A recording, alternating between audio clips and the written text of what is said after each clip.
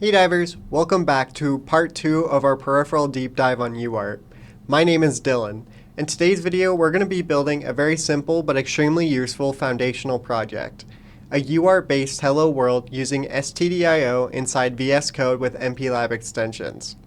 This is one of the first things you'll want in any embedded project because it gives you visibility into what your system's doing. Instead of guessing what's happening on your microcontroller, we can print messages directly to a terminal. What we're building is a basic application where the MCU sends a hello world message over UART at a fixed interval using printf.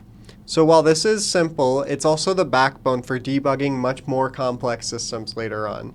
We're going to be using the PIC32 PL10 Curiosity Nano to send our message, but this project can be done on any 32-bit M0 Plus Cortex device. Let's get into it. Welcome to VS Code. If you don't already have a project created, you can go ahead and create one from the welcome page here, or you can also create one from the MPLAB tab here. If the welcome screen is open, it's a good time to get familiar with the keyboard shortcut Control-Shift-P. This is what's actually going to open MCC. Right here at the top we have MPLAB MCC Launch. I'm going to go with all my defaults.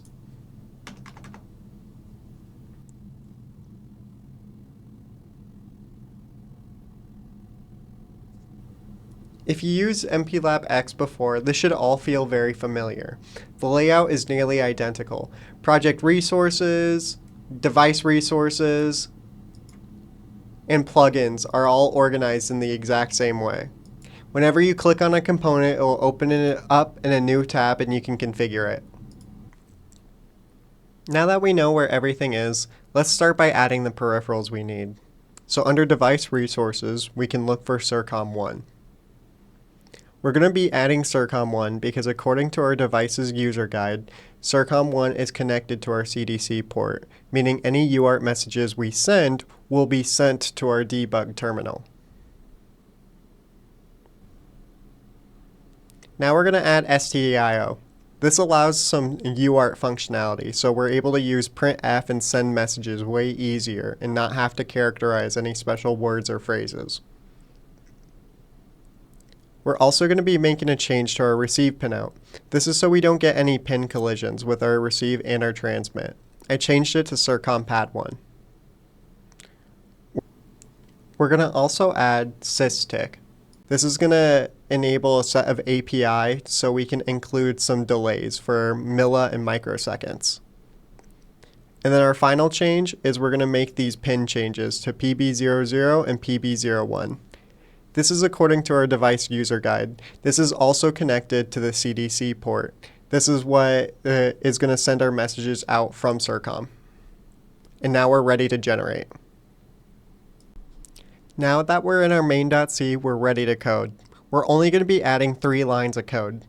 For starters, we're going to add our systick timer start. This is what's going to actually enable our delays to work. Without this, we wouldn't be getting any sort of delay. After this, we only have 2 lines of code, and that's going to be our printf statement actually saying hello world. Pardon my typing.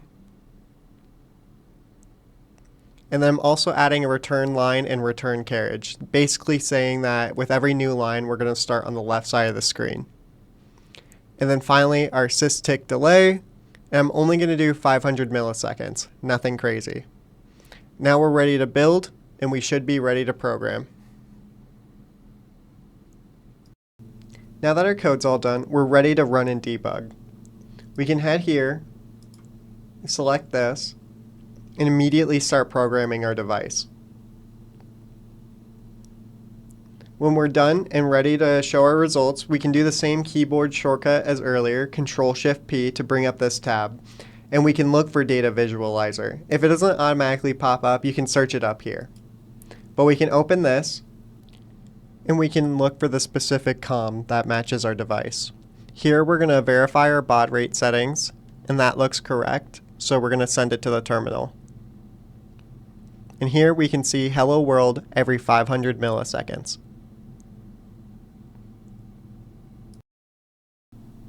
If you're having problems setting up this project, a few common issues or pitfalls to watch out for are STDIO not being properly linked up to the correct SIRCOM if you're running more than one. If you have the wrong baud rate in the terminal, your messages may not read out correctly. And also, if your TX pin is not routed correctly, you won't get anything to your CDC port or to your device if you're communicating from device to device. And that's it for this quick UART and STDIO Hello World setup. This may seem simple, but having reliable serial output is one of the most important tools you'll use in embedded development. From here, you can build up more advanced debugging, logging, and communication. And be sure to tune in for more peripheral deep dives. Have a good one, and happy coding.